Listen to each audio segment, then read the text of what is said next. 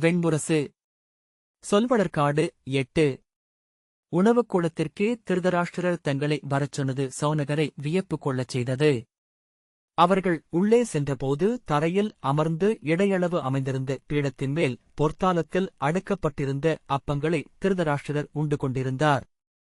அவர் மெல்லும் ஒலியும் கூடவே எழுந்து முனகல் ஓசையும் பரிமாறுபவர்களின் மெல்லிய கிசுகிசுப்புகளும் தாளங்களும் தட்டுகளும் அகப்பைகளும் முட்டிக்கொள்ளும் ஒலியும் மட்டும் அந்த பெரிய கூடத்தில் நிறைந்திருந்தன.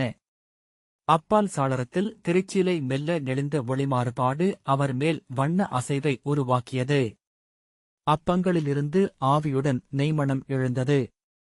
வாசிப்பது சந்தீப். திருதராஷ்டிரர் அவர்களின் காலடியோசையைக் கேட்டு மும் என உருமினார்.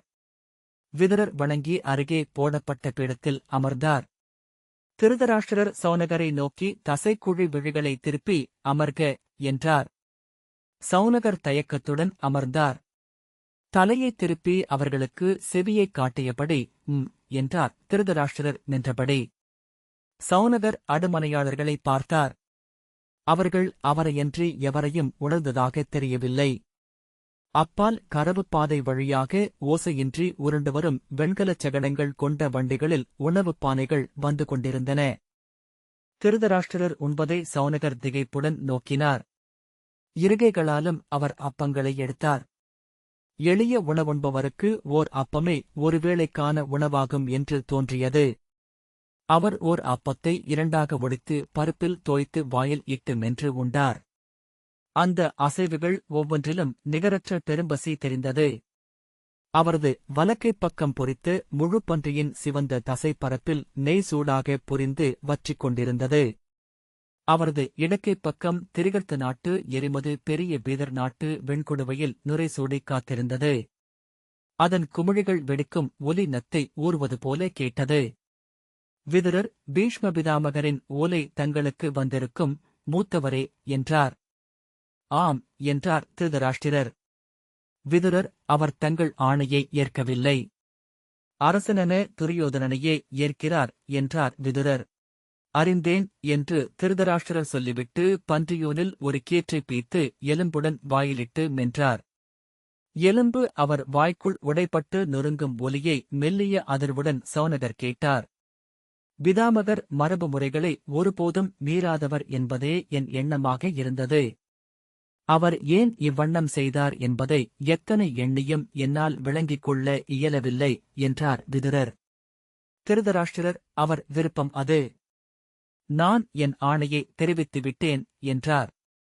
விதுரர் பிதாமகரின் அந்த ஓலையை தங்களிடம் கொண்டு வர வேண்டாம் என்றே எண்ணினேன். ஆனால் நானறியாமல் ஒற்றர்கள் கொண்டு வந்துவிட்டனர் என்றார். திருதராஷ்டிரர் காலையில் படைப்பயில்கையில் கொண்டு வந்தனர். என் உள்ளம் கொந்தளித்தது. ஆனால் அதை பொருட்படுத்த வேண்டியதில்லை என பின்னர் எனக்கு நானே சொல்லிக் கொண்டேன். இளையோனே, இன்று காலை எனக்கு தோன்றியது ஒன்றே. நான் இனி என் அரசிக்கு மட்டுமே கடமைப்பட்டவன். அவள் முன் நின்று பேசும் தகுதியை மட்டுமே நான் ஈட்டிக் கொள்ள வேண்டும்.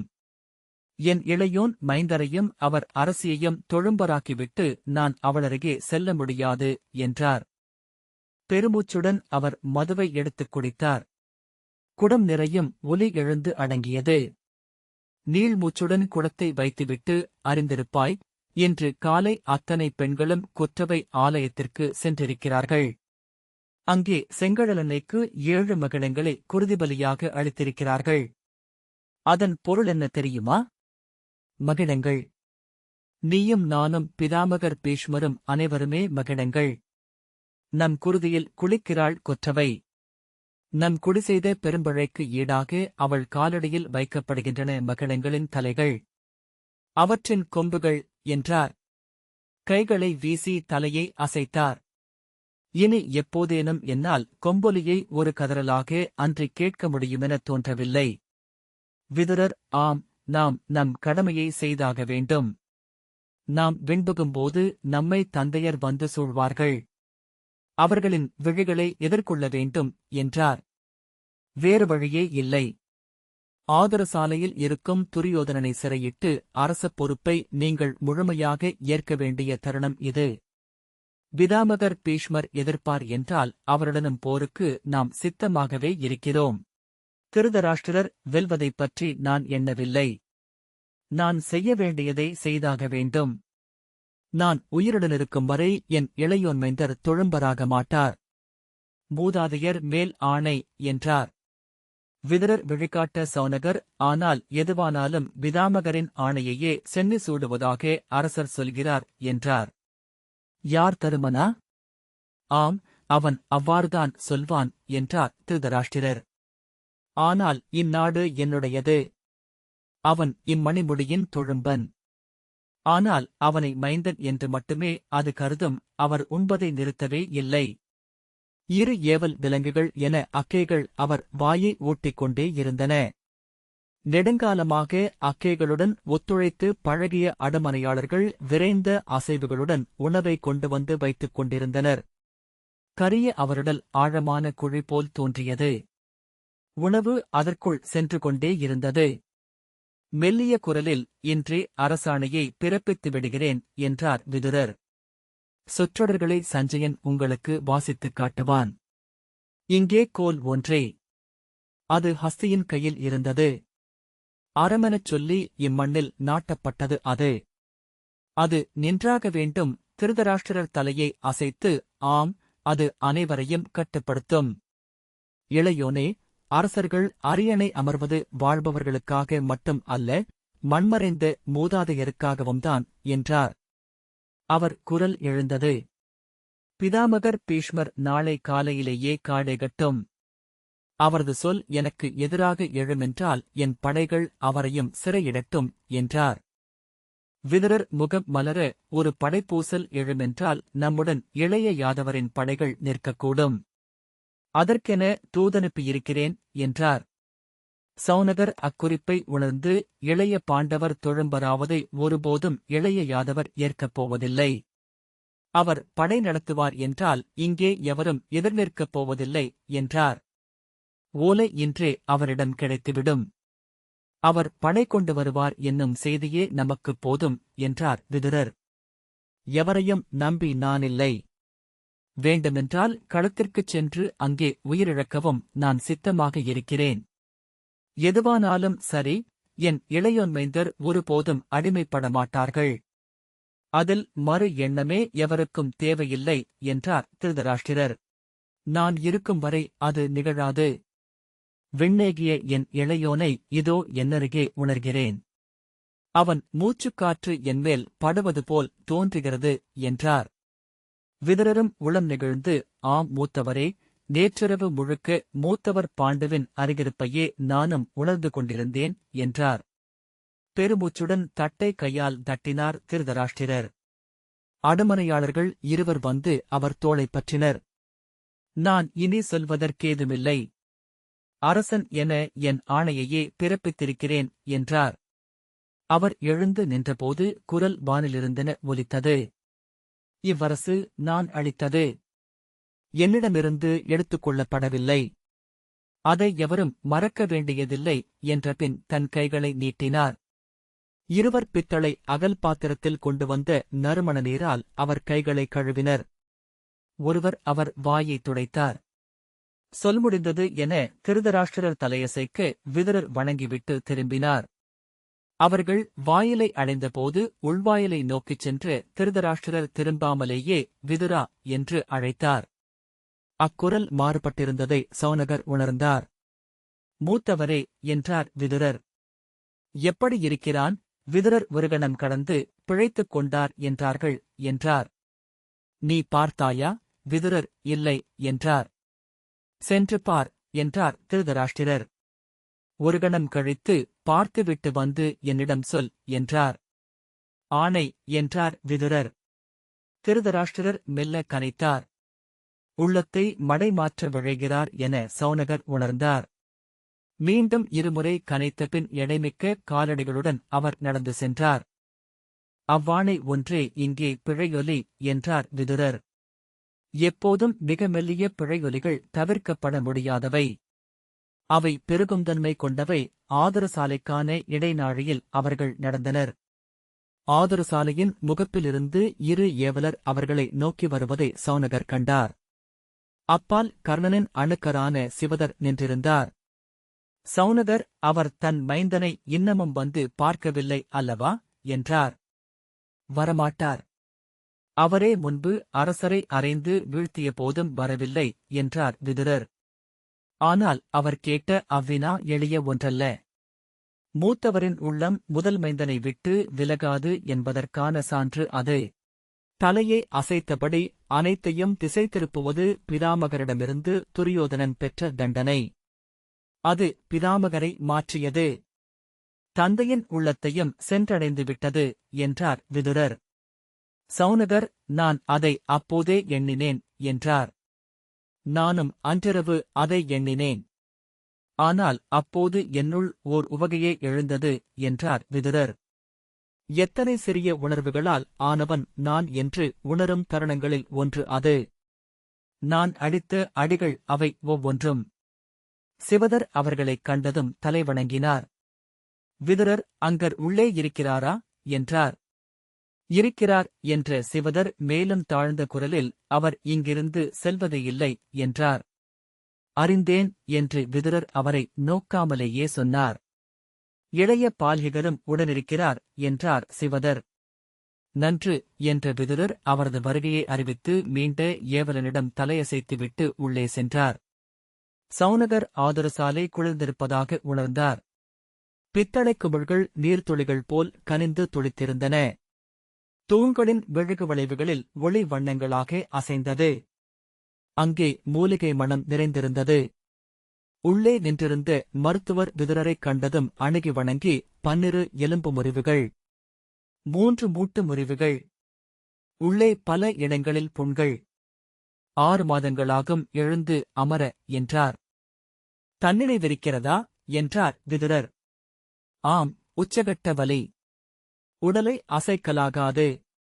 ஆயினும் அமைதியாகவே இருக்கிறார் விதுரர். யானைகள் வலிதாங்கும் திறன் கொண்டவை என்றபின் சௌனகரை நோக்கி தலையசைத்துவிட்டு உள்ளே சென்றார். அவர்களைக் கண்டதும் துரியோதனனின் படுக்கையருகே அமர்ந்திருந்த கர்ணன் எழுந்து நின்றான். அவன் எழுந்ததைக் கண்ட பின்னரே அப்பால் ஏதோ சுவடியில் ஆழ்ந்திருந்த பூரிசிரவஸ் அவர்கள் வருவதை உணர்ந்தான். அவனும் எழுந்தான். இருவரும் தலைவணங்கினர். வருக அமைச்சரே என்றான் துரியோதனன். அவன் குரல் நோயுற்ற ஓநாயின் முனகல் போல் ஒலித்தது. இம் என விழிகளால் அமரும்படி சுட்டிக்காட்டினான். விழிகளை மட்டும் திருப்பி சௌனகரிடம், நல்வரவாகுக அந்தணரே என்றான். அவர் தலைவணங்கி அமர்ந்தார். உடல்நிலை குறித்து மருத்துவர் சொன்னார் என்றார் விதுரர். ஆம், 6 மாதங்களுக்கு மேல் ஆகும் மீள. கதை எடுத்துச் சுழற்ற முடியுமா என்று அதன் பின்னரே சொல்ல முடியும் என்றான் துரியோதனன். விதுரர் சில கணங்களுக்குப் பின், தந்தையர் சில சமயம் அப்படித்தான் என்றார். காட்டுப்பிடியானை தன் வேழமைந்தனை சில சமயம் மிதித்து விடுவதுண்டு என்பார்கள். அந்த முறைமைப் பேச்சுக்கு துரியோதனன் மறுமொழி சொல்லவில்லை. நான் பேரரசரை பார்க்கச் சென்றிருந்தேன் என்றார் விதுரர். உங்கள் நலம் என்னவென்று கேட்டார். உங்களை வந்து பார்க்கும்படி அவர் என்னிடம் ஆணையிட்டார். கர்ணன் சற்றே அசைவதைக் கண்டதும் விதுரரின் புலன்கள் கூரடைந்தன. அவரது செய்தியைச் சொல்லவே வந்தேன். உடன் பாண்டவர்களின் தரப்பு என இவரையும் அழைத்து வந்தேன். துரியோதனன் சொல்லலாம் என விழையசைத்தான். அரசே, தங்கள் அரசு இன்றும் தங்கள் தந்தையின் கொடையே. அவர் இருக்கும் வரை அவ்வண்ணமே அது இருக்கும். அவரது ஆணைப்படி இந்திரபிரஸ்தத்தின் அரசர் இழந்தவை அனைத்தும் அவர்களுக்கு திருப்பி அளிக்கப்படுகின்றன. ஆம், ஆனால் வென்றவர் அரசர். அவருக்கு தனிப்பட்ட உரிமையான தொழும்பர்கள் அவர்கள். அஸ்தினபுரியுடன் எவற்றையெல்லாம் பேரரசர் தன் மைந்தருக்கு அளித்தாரோ அவற்றையெல்லாம் அவர் திரும்பக் கொள்ளட்டும் என்றான் கர்ணன். இதழ்வளைய வெறுப்புடன் விதுரர், இது அரச உரையாடல். இங்கு உங்கள் இடமென ஏதுமில்லை அங்கரே என்றார்.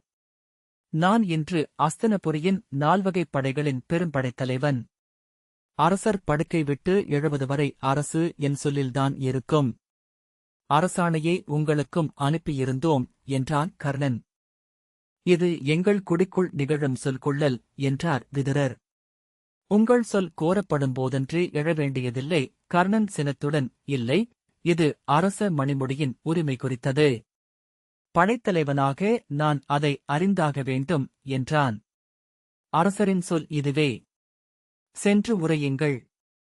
தந்தை அளித்தவற்றை மைந்தர் திருப்பி அளிப்பார்கள். தாங்கள் வென்றதை அவர்கள் அளிக்க வேண்டியதில்லை. மூடச் சொல்லுக்கு மறுமொழி இல்லை. அவ்வண்ணமென்றால் அரசர் ஆண்டபோது ஈட்டிய செல்வமெல்லாம் எவருடையவை? அவர் கொண்டுள்ள அனைத்தும் இவ்வரசின் அரியணையில் அமர்ந்து ஈட்டியவை. பசு அது பெறப்போகும் கன்றுகளாலும் ஆனதே என்றார் விதுரர். கர்ணன், இச்செல்வம் அஸ்தினபுரியின் செல்வத்தைக் கொண்டோ படைவல்லமை கொண்டோ ஈட்டப்பட்டது அல்ல. எந்த மன்றிலும் இந்தச் சொல் நிற்கும் என்றான். நான் சொல்லாடவில்லை என்றான் துரியோதனன். அவன் உடலின் ஒவ்வொரு கணுவும் வலியால் அதிர்வதைக் கண்ணால் பார்க்க முடிந்தது. நெற்றியிலும் கன்னங்களிலும் நரம்புகள் பாறைமேல் மானை நீர்க்குடை என புடைத்து நின்றன. கைவிரல்களின் நுனிகள் வெட்டுப்பட்ட தசை போல அதிர்ந்து அதிர்ந்து இழுத்தன.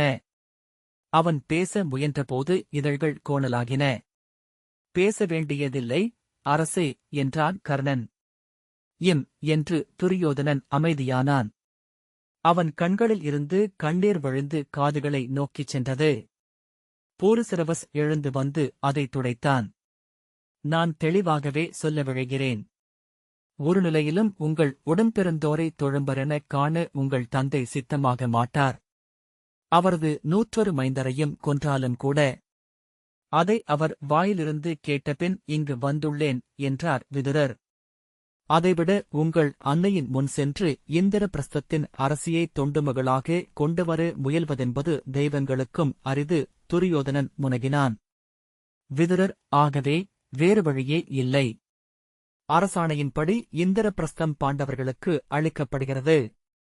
அவர்கள் இழந்தவை அனைத்தும் திருப்பிக் கொடுக்கப்படும் என்றார். இல்லை, அது நடவாது என்றான் துரியோதனன்.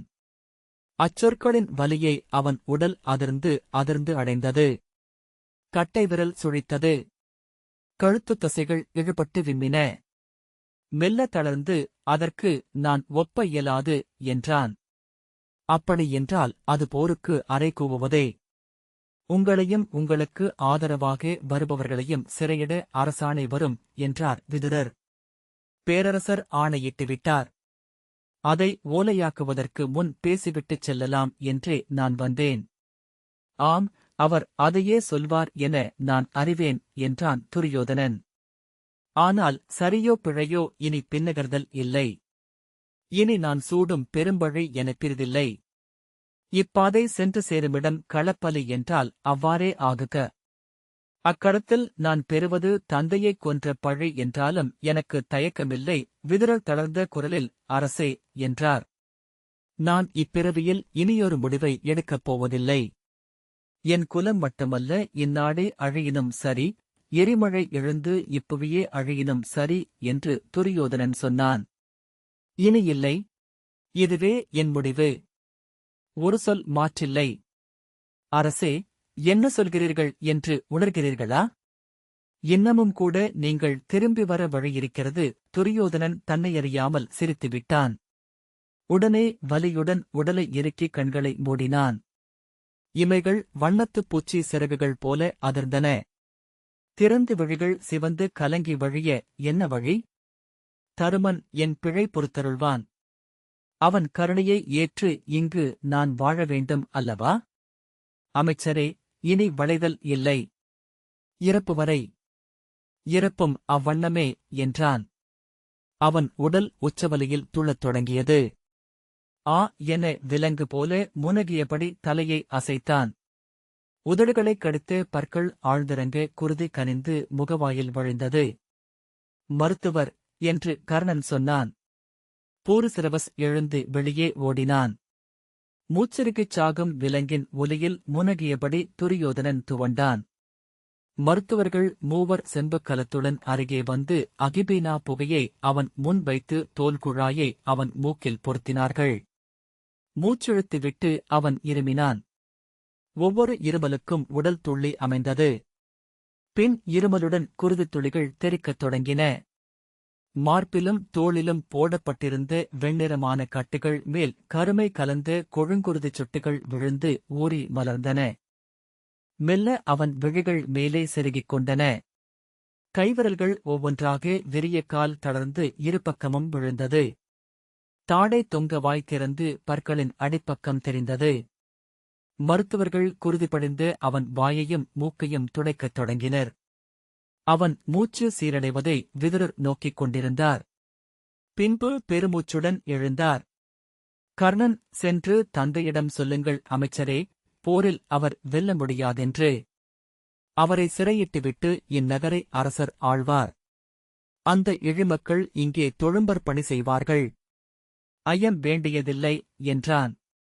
நீ விரும்புவதுதான் என்ன என்று வெறுப்பால் சுருங்கிய முகத்துடன் விதுரர் கேட்டார். கீழ்மகனே, உனக்கு சூதர் சொல்லில் அமையவிருக்கும் இடமென்ன என்று அறிவாயா? கர்ணன், எதுவானாலும் சரி, அது என் தோழனுக்கும் உரியதே. நான் இங்கு அவருடன் இருப்பேன். 3 தெய்வங்களும் வந்து எதிர் நின்றாலும் சரி என்றான். விதுரர் மீண்டும் தளர்ந்து, இதெல்லாம் என்ன என்று புரிந்து கொள்ளும் அளவுக்கு எனக்கு சிற்றறிவு இல்லை என்றார்.